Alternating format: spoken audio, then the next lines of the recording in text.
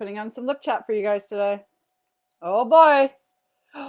It's a big day. You guys know why? As I talk, put my lip chat on. Listen around you. Listen. There I'm live. Listen. It's quiet. There's no one in my house but me. Yay! Yay! Big win. It makes me very happy. And now I get to spend the next 30 minutes or so. Okay. I know day 1 and day 2 were heavy, a ton of information. Okay. The key is to make it simple. If you don't get it off the hop, it's okay. Okay. It's okay. You took notes. You can listen to these videos. On Saturday, I really encourage all of you guys to come because we're going to do a little synopsis. So even if you haven't been following along, you missed yesterday's video for whatever reason, I would love for you to go back and do them, but I get it. Time is precious. Then come in, morning, afternoon, come in on Saturday, 10 a.m. Eastern Standard Time. I know my Pacific Coasters are going to be like 7 a.m. Moni, what? Okay. But watch that because on Saturday we recap everything and I'll give you sort of the Coles notes of everything we've talked about. But the key is to make it simple. And today is a big one because we're talking about the other piece of that hormonal hierarchy, that baseline foundation. We talked a lot about insulin and the fat relationship yesterday and how important that is in priming your hormones. And today we're going to be talking about cortisol. Good old cortisol. And we're going to be talking about stress management versus stress accommodation. And if you're rolling your eyes at me going, oh my gosh, we're going to talk about stress. This is another thing about stress, right? Pause. Okay. Make sure you say hi, put hashtag replay if you're watching the replay. And I know, again, the last 2 days, everyone's giving me, like, I love the brain emoji. They're like, okay. But you're gaining clarity and you're gaining knowledge, which is big. Okay. Those are big players. So if you're feeling like you're getting those things, put clarity or knowledge in the comments for me. Okay. You're understanding how an over 40 and over 50 physiology works. And we're having great conversations in our group and keep it up. Listen, this isn't my first challenge rodeo. I know how this usually works, right? That, yay, that everyone's gangbusters for the first few days and it goes, because guess what? Life gets in the way. But what a great learning for you. Because this is about learning the skills that when we put ourselves here in the forefront, then all of a sudden life happens and all of a sudden we're back here forever, whatever time. And then we try to focus and we get motivation to put ourselves back here. Now you're learning simple strategies just to keep you in the flow so that we are efficient and consistent. Remember those 2 words. Okay. Efficiency and consistency. Key. And on Saturday, all the pieces of the puzzle, the Saturday bonus training, are coming, will be put together. Okay. Because right now we're kind of talking about the corners, right? The corners, the tip of the iceberg, if you will. And I know that you're learning so much and you're like, I'm taking all the notes, I'm learning all the things, but how do I put all these pieces together for me? We'll talk about that on Saturday. Okay. We'll talk about that on Saturday, but keep in the group. I love it. I love it. Okay. So, and I know we have to keep it simple. Who's ever been to a naturopath? And I love naturopaths. I have clients that work with naturopaths. This is about your wellness team. Isn't just about just one coach all the time, right? Have a wellness team. You're a good doctor, a naturopath, if you will, osteopath, chiropractor, massage therapist, nutritionist, hormone expert, movement expert, whatever you want. But sometimes, if anyone's ever worked with a dietitian or a nutritionist or a naturopath before, they give you like a stock of information like this. They're like, okay, this is what I think. Here you go. And then you take it and you're like reading through it and you're like, holy jumping. Okay. Here you're getting all the information, but I'm also giving you key strategies to focus on. So make sure that you're typing in the accountability part, right? What's the one thing you're focusing on? And the structure that you're doing to support it, okay? Because again, we're just touching the tip of the iceberg. I love that analogy that, 10% of the iceberg on the top and the 90% underneath. It's so true. It's so true. Okay, we're just touching the surface here, but it's so amazing. I love it. Okay, so let's jump in and talk about good old stress. Okay. Because the reality is that there's different kinds of stress in our lives. You guys have probably heard this or read this before. We have acute stress, okay, which is like someone cutting you off on the highway, stubbing your toe, okay, things like that. But obviously, and then obviously there's more chronic things. You have chronic stress, financial, emotional, physiological, chronic pain or injury can be included in that. It's all a stressor, okay? So the biggest thing, though, that we often forget, and I think one of the biggest takeaways you'll get from the email today, is the micro ones. So we have the acute ones, okay, we have the chronic ones we all know about, is the micro ones. And the micro ones are often forgotten about.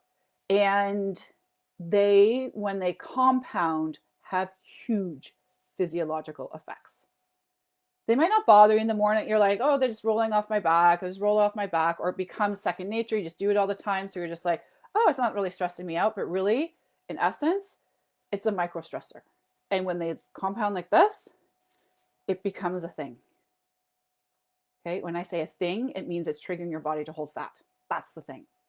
Micro stressors are yo-yo dieting, okay, gaining and losing weight over the year, decades, okay, that right away predispositions your brain to tell your body how readily to store fat. The gaining and losing. Who's gained and lost? Okay. Hi guys, all jumping on. I see you. Amazing. Who's gained and lost? Okay. Yo-yo dieting. This is a big one. Worrying about how you look. It's worrying. Stressor. Oh, I look terrible. Ah. And then you run out the door. Still a micro one. It's going to add up. This is also a big one. And let me know if you can relate to this, because this was a big one for me. The I should and I shouldn'ts. You're constantly, the narrative in your head, I shouldn't have the cake. I should drink more water. I should work out today.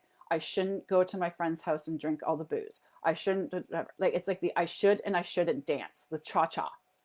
Okay. And it's constant narrative in your head telling yourself good and bad, good and bad, good and bad. Okay. There's no good and bad. Okay. And this is why in the 3M, again, we work on that narrative to reframe it, because that's big, because that mean girl is always going to be there telling you sometimes you shouldn't. But when you catch yourself, okay, because those are little micro stressors. Also, how you're exercising. Okay, working out. Who does resistance training? It's amazing, right? It's amazing. But basically what you're doing is you're ripping your body apart and then asking it to rebuild into stronger, leaner muscle if you've primed your hormones first, right? So it's a stressor on your body. That's why in our 40s and 50s, it's imperative that we're working out smarter, not necessarily harder. Does this mean that you can't do your CrossFit? You can't train for your marathon? You can't do a triathlon, or, you know, go to your F45 or Orange Theories that you love because you love the community? No, but there's things around it that we have to make sure that we're not creating added stress onto our body. Okay. Then it's all for naught, really, that workouts. Okay. I'll give you a little example about hormone balancing movement. And remember how we talked about intuitive energy and energy exchange? I had a brutal sleep last night. My daughter came in, had to use the bathroom. I helped her to go to the bathroom. She's 7. I'm like, just go to the bathroom by yourself. But she wanted help, got in the bathroom, whatever. And then I couldn't fall back asleep. I'm usually a pretty decent sleeper. I couldn't fall back asleep. So I tossed and turned, and I was like, okay, I'm going to write in my journal some tactics we talk about with clients.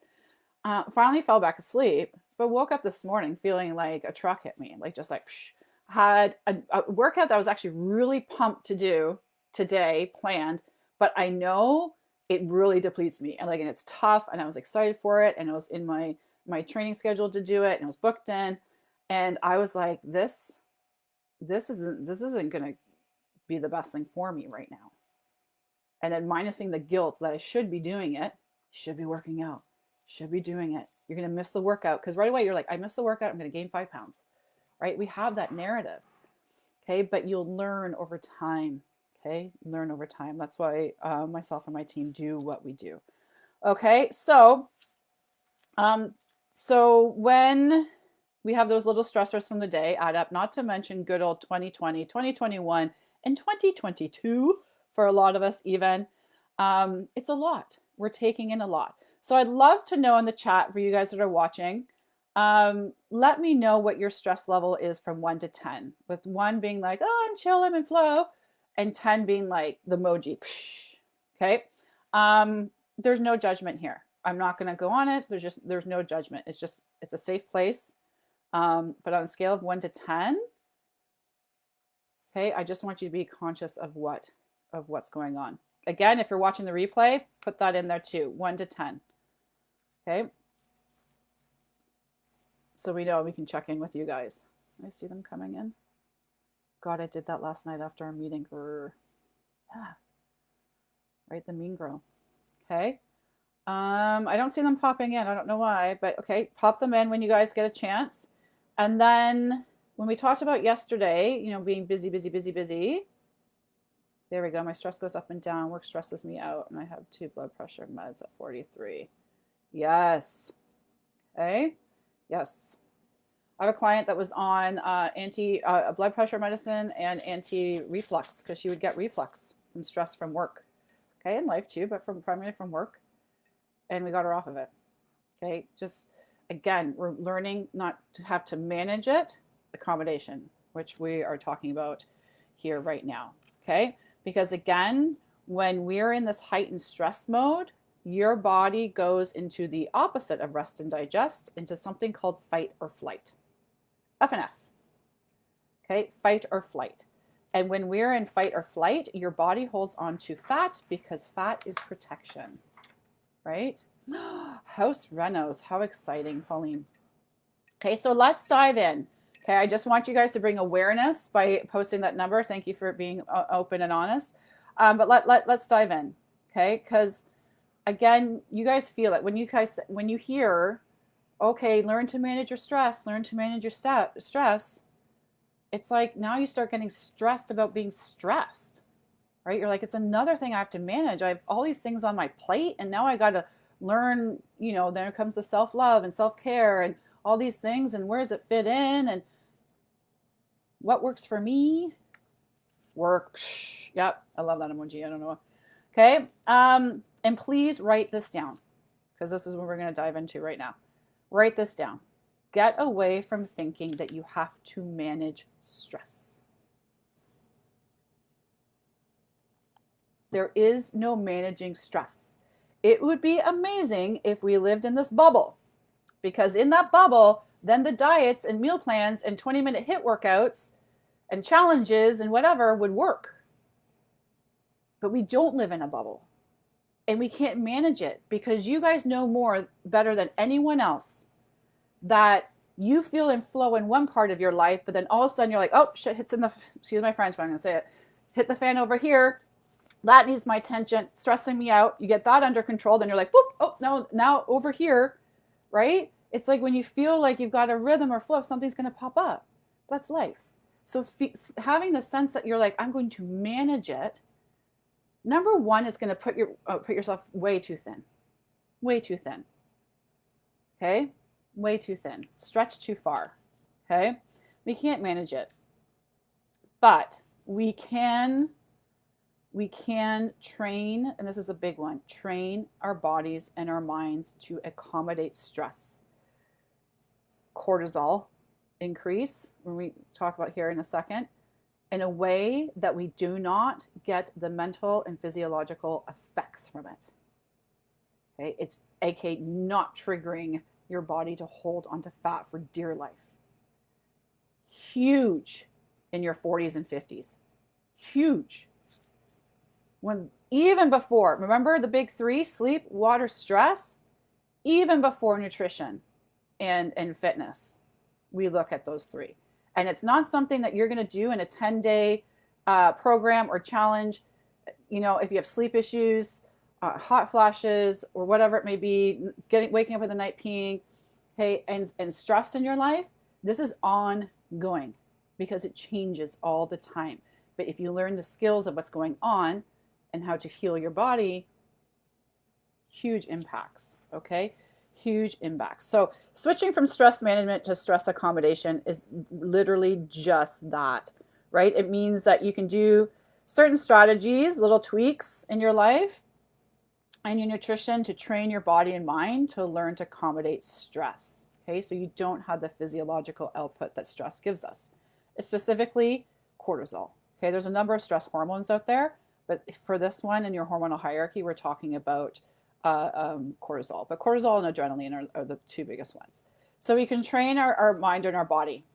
Okay, and then it helps sort of, it's almost like our mini bubble, right? The things just kind of ricochet off of us a little bit. Doesn't mean that we, become stone cold and nothing affects us. It's not about that at all. Okay. Does that make sense, guys? Give me a thumbs up in the chat. Does that make sense? Okay. Because let's talk about the cortisol pathway. This is your science for today. You're like, oh my God, after yesterday, Moni, please. But this is a little bit of your science for today. Okay. So cortisol gets a bit of a bad rap, but we need it. We need it to survive. Okay. In the prehistoric days, based on what your beliefs are, we're hunters and gatherers. We needed it to wear off play. That fight and flight response was very, very imperative. Okay. But in our modern day society, it's our get stuff done hormone. It wakes us up and gets us moving. Remember, your cortisol is highest in the morning. Okay. It raises in the morning and then it tapers off. Okay. So, but the key is to have cortisol working for us, not against us. Because remember, do you guys remember this? Oh, I see all the thumbs up. Thank you. When cortisol is high, what's low? Insulin. So there's nothing to come in to regulate the blood sugar that we talked about yesterday. There's nothing to come in and say, hey, cells, open up. Use some of this energy for us, please. And then guess what? It gets stored as fat. Because your liver's like, all right, I know what to do with this. Starts packing it away. Okay, estrogen's like, I know exactly where you can put it. Put it around here, please. Okay, because she's not childbearing anymore and we need to protect this area. And I honestly think that's what estrogen sounds like. I'm just saying. So we get insulin resistance. When cortisol is high, thyroid function, thyroid hormone is low. Thyroid is one of the hormones that directly speaks to your metabolism on whether to rev and utilize energy properly or to back away. Okay. So write one of those down. Run those down. Okay. And we need good thyroid health too, because it's a fat burning hormone. One of the ones that we are helping in our hormonal hierarchy and in this challenge to reignite, right? Reignite. Okay.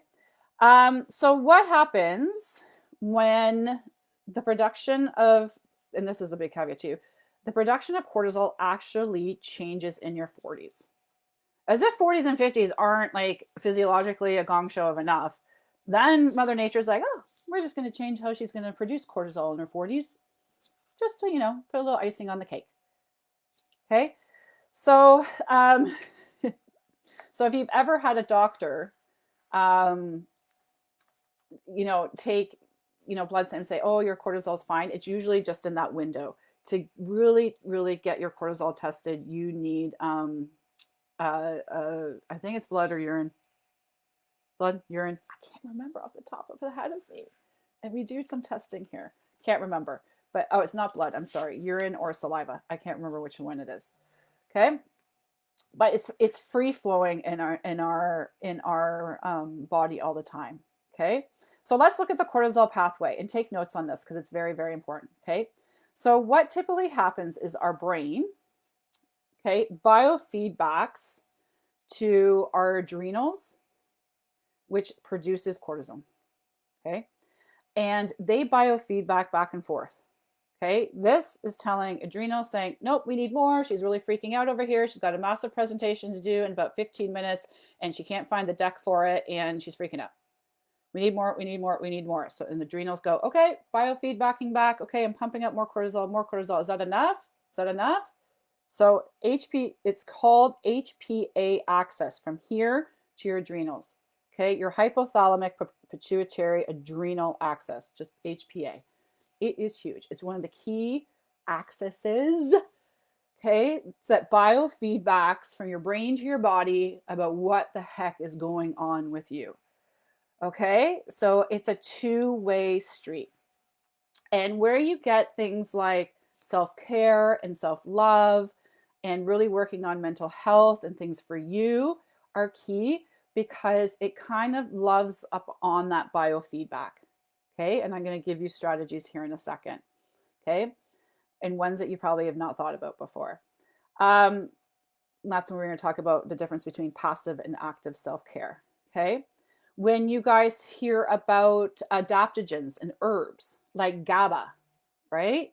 So GABA is popular because it helps in that biofeedback. Because that biofeedback, like a bad connection, remember when hormones aren't in symphony, right, can get muted.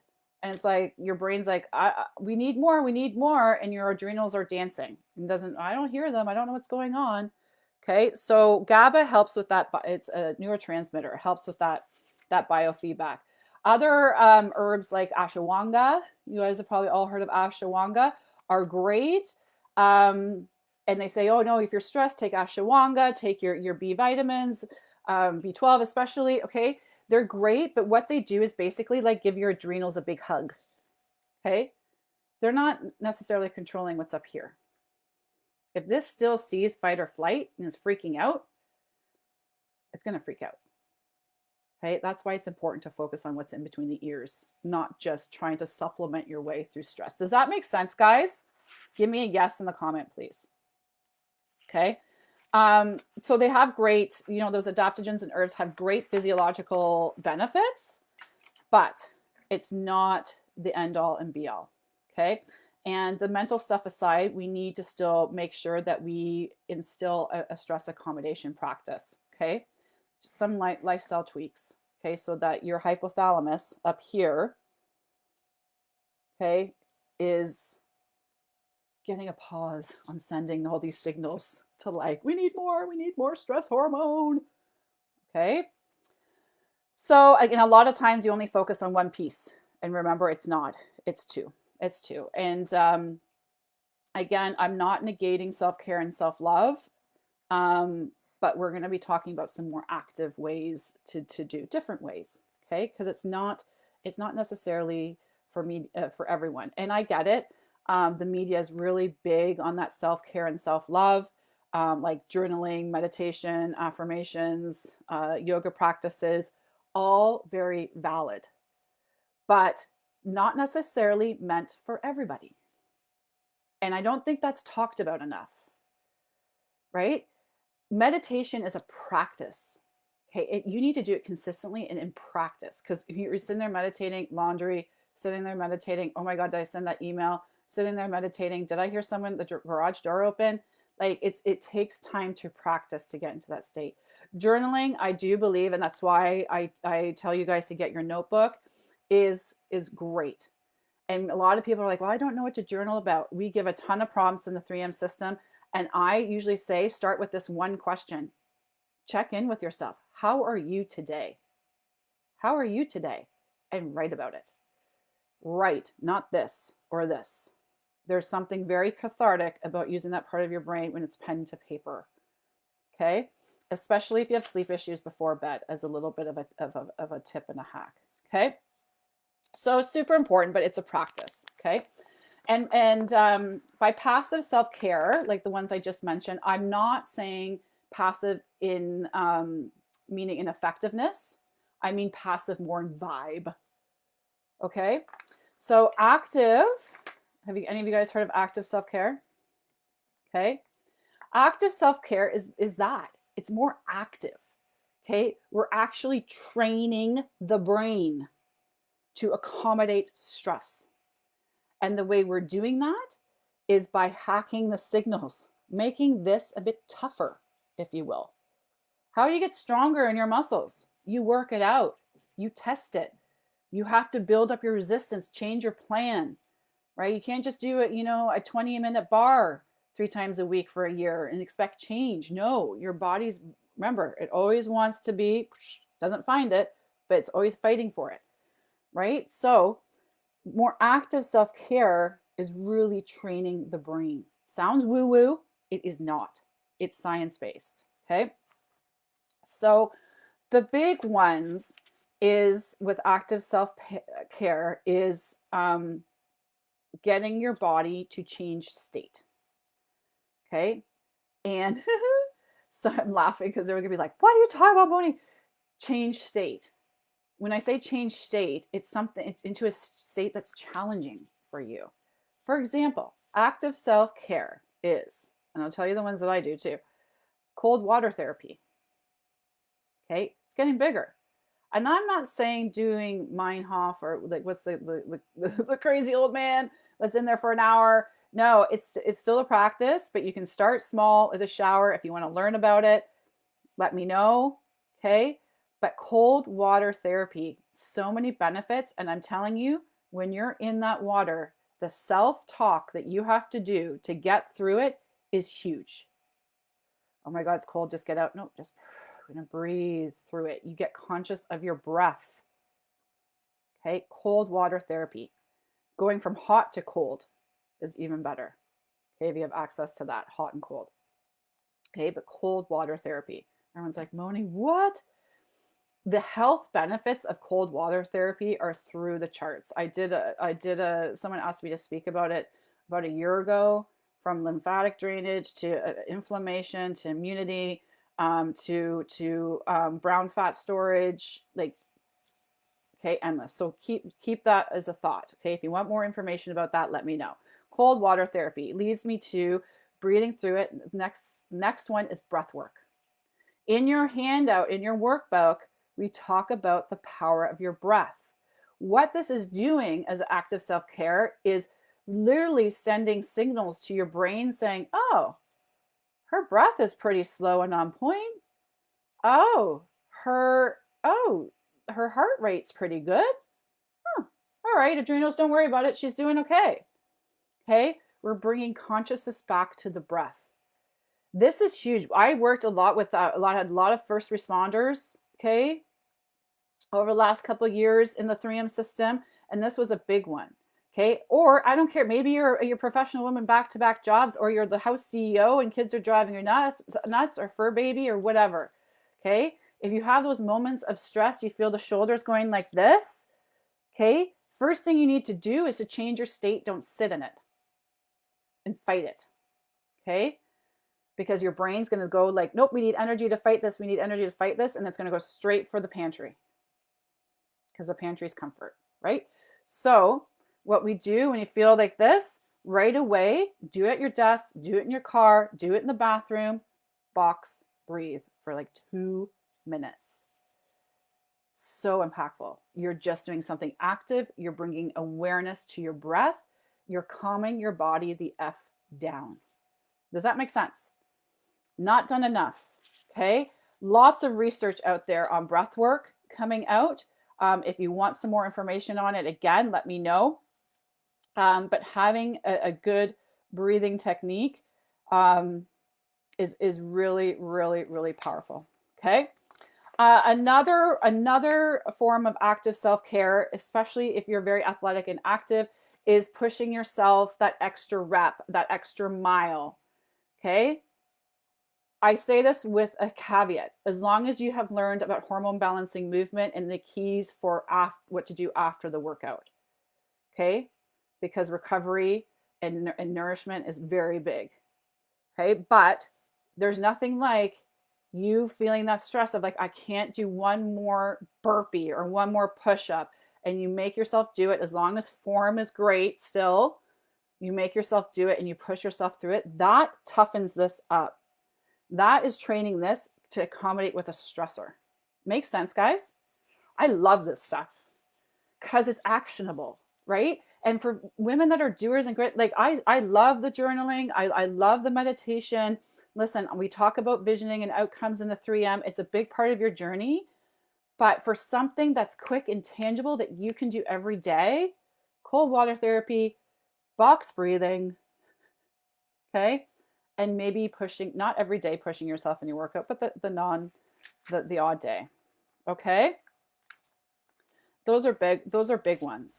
The next one that I will say, and the last one, is grounding yourself. Sounds woo-woo. Bear with me. Grounding yourself. Remember we talked about movement yesterday and how muscle is the biggest consumer of glucose and how we need to move our bodies more. And one of the easiest ways to do that is to walk.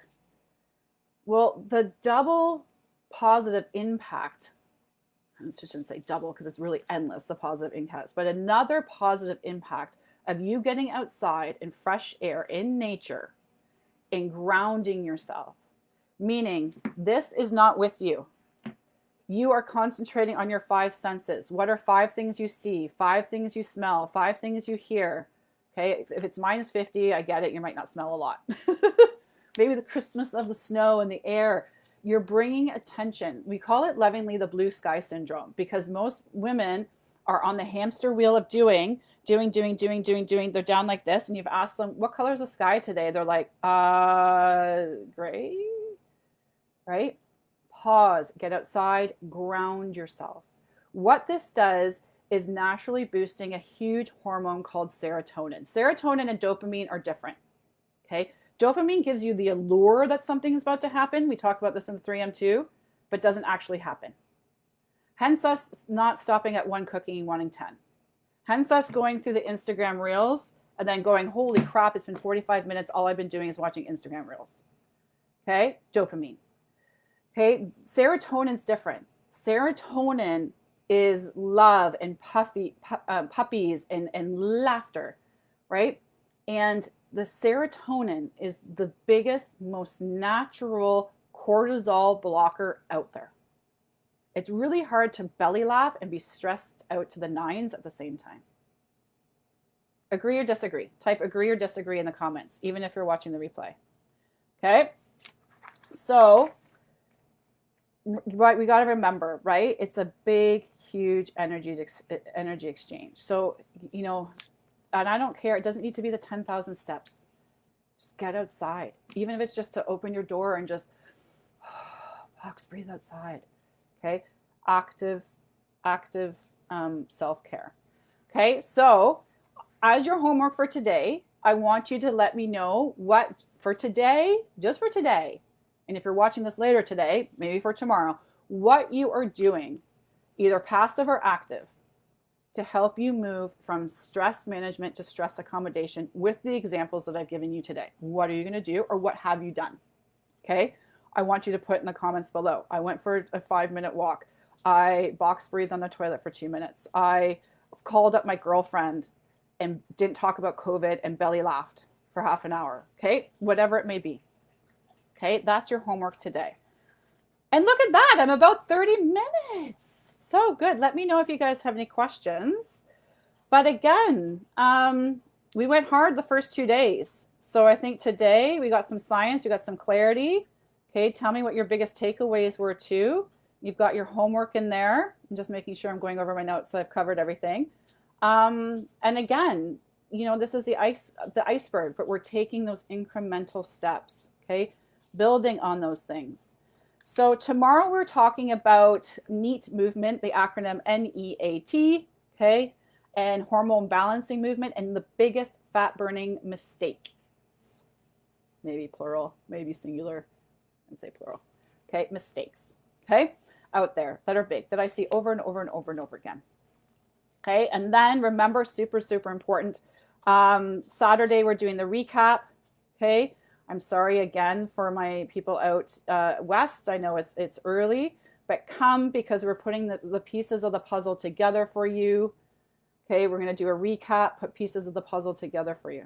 Okay, and then like I said, beginning of the week, there'll be something, an offer made to you in there if you so desire. Totally up to you. All right. Does that make sense, guys? Let me know, you guys watching. Stress accommodation, stress accommodation. So you're going to tell me what you're going to do, either passive or active self-care, stress accommodation today. And then I totally confused you. You're going to let me know what you're going to do, passive or active self-care for stress accommodation today, and you're going to let me know your biggest takeaway. Okay. Shauna, I have a hot tub, so jumping and rolling in the snow and back in the hot tub. Yes. And start small, like jump in the snow and then jump out and get back in the hot tub. Okay. And then the next time, like jump in the snow and just maybe roll around for 10 seconds. Okay. It's a bit of a shock at the body, but at the same time, you're like, your body's going to go like, holy snap, Shauna. Right. And then you're like, whew. Breathe through it. Okay? Breathe through it. Don't get frostbite. Breathe through it. All right? Amazing. Awesome. I'm glad you guys enjoyed it. Have an amazing, amazing Thursday. I'll see you tomorrow, same time, same place, to talk about the biggest fat burning mistakes and NEAT. And have an amazing, amazing Thursday.